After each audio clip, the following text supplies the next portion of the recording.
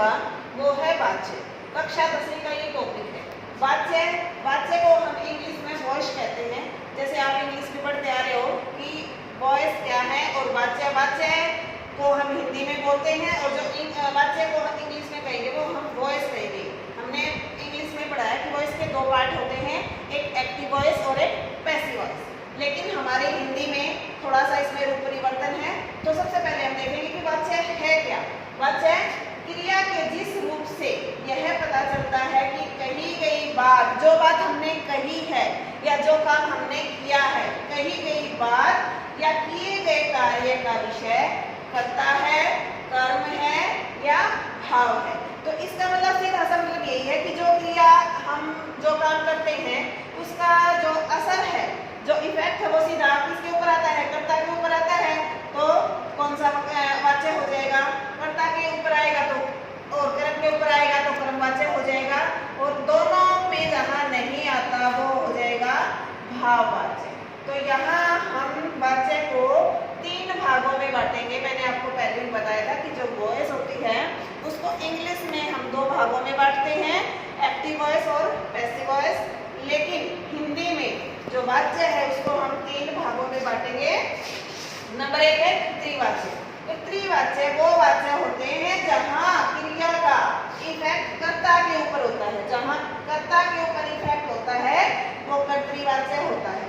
कर्तृवाच्य में जो क्रिया है वो अकर्मक भी हो सकती है और सकर्मक भी हो सकती है।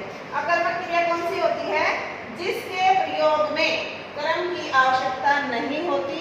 ऐसी क्रिया जिसमें कर्म की आवश्यकता नहीं होती वो अकर्मक होता है, और ऐसी क्रिया जिसमें कर्म की आवश्यकता होती है वो सकर्मक क्रिया होती है। तो जो पितृवाच्य होते हैं उसमें दोनों तरह की क्रियाएं जो होती हैं उनका प्रयोग किया जाता है। जैसे रमेश पत्र लिखता है, तो रमेश क्या है, कर्ता है। कर्ता, इसका इफेक्ट किसके ऊपर है, तो पत्र क्या हो जाएगा, पत्र हो जाएगा कर्म।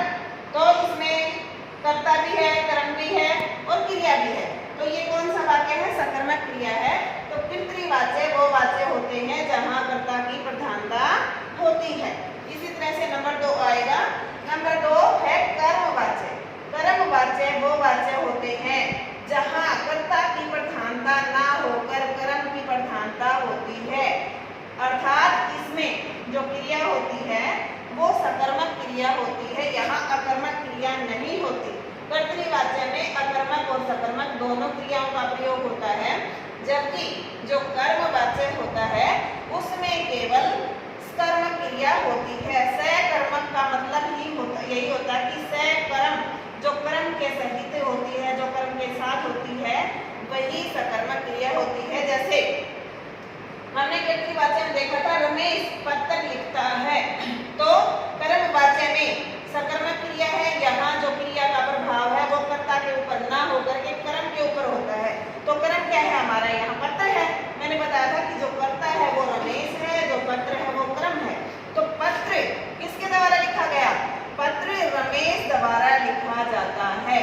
अगर हमने ऐसा लिखा, जैसे इंग्लिश में हम कहते हैं रमेश राइट्स लेटर, तो letter is written by Ramesh, ये हो जाएगा सकर्मक क्रिया है इसमें, और कर्मवाच्य है। ये एक्टिव वॉइस है और ये पैसिव वॉइस है। केवल इंग्लिश के ये 2 रूप होते हैं, लेकिन हिंदी में हमारा एक रूप और होता है जिसे हम भाववाच्य कहते हैं। और भाववाच्य वो वाच्य होते हैं जिसमें क्रिया होती ही नहीं, अर्थात यहाँ क्रिया को अनदेखा कर दिया जाता है।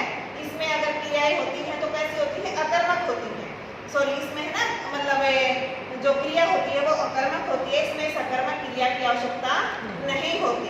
जैसे रमेश से लिखा नहीं जाता, जैसे हमने लिखा कि रमेश पत्र लिखता है, पितृवाच्य हो गया, लेकिन हम इसको कर्म में बनाया तो पत्र रमेश द्वारा लिखा जाता है। अगर इसी सेंटेंस का हम भाववाच्य बनाते हैं तो लिखेंगे कि रमेश से पत्र नहीं लिखा जाता।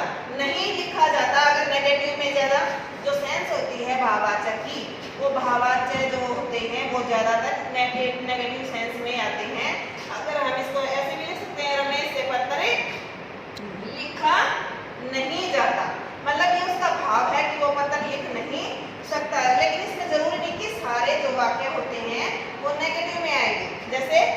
कमल से नहाया गया।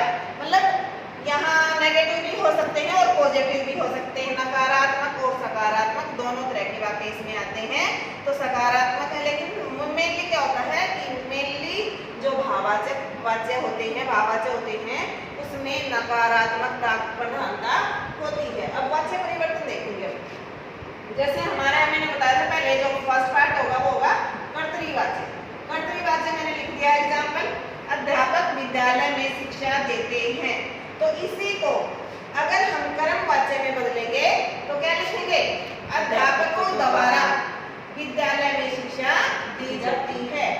दूसरा एग्जाम्पल है तुम फूल तोड़ोगे, तो तुम्हारे द्वारा फूल तोड़े जाएंगे। इसको हम ऐसे भी लिख सकते हैं कि फूल तुम्हारे द्वारा तोड़े जाएं। वह हमें मूर्ख समझता है, उनके द्वारा हमें मूर्ख समझा जाता है। ये तो है कर्तरीवाच्य से कर्मवाच्य में, यहाँ कर्ता की प्रधानता है, यहाँ कर्म की प्रधानता है। इसी तरह से हम देखेंगे कर्तरीवाच्य से भाववाच्य में बदलना। तो हम इतना कष्ट नहीं सह सकते, हमसे इतना कष्ट नहीं सहा जाता। इसमें एक बात जो ध्यान रखने की है वो ये है कि जो टेंस जो काल है वो वही रहेगा जो हमारे एक वाच्य में होता है। ये नहीं कि आपका कर्तरीवाच्य प्रेजेंट में है, वर्तमान में है, तो आप उसको क्रम को जैसे पास्ट में बना रहे हो या भूतकाल में बना रहे हो। इस तरह से आपको ध्यान रखना है कि जो काल है वो कभी परिवर्तित नहीं होता। जो काल होता है एक वाच्य में वही दूसरे वाच्य में हम जब हम बनाते हैं तो वही काल हमें रखना है। अब चले, अब चला जाए। उठो जरा घूमे, उठो जरा घूमा जाए। मैं इस गर्मी में नहीं सो सकता, मुझसे इस गर्मी में सोया नहीं जाता। इसी तरह से आप कर्मवाच्य से कर्तरीवाच्य में बना सकते हो। जैसे मेरे द्वारा खाना खाया जाता है, तो उसको हम लिखेंगे मैं खाना खाता हूँ। मुझसे चला नहीं जाता, मैं चल नहीं सकता। तो आप भाववाचक से कर्तरीवाच्य भी बना सकते हो, कर्तरीवाच्य से कर्म भी, कर्म से कर्तरीवाच्य भी।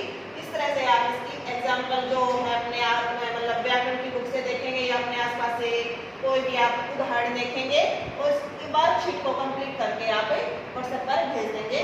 धन्यवाद।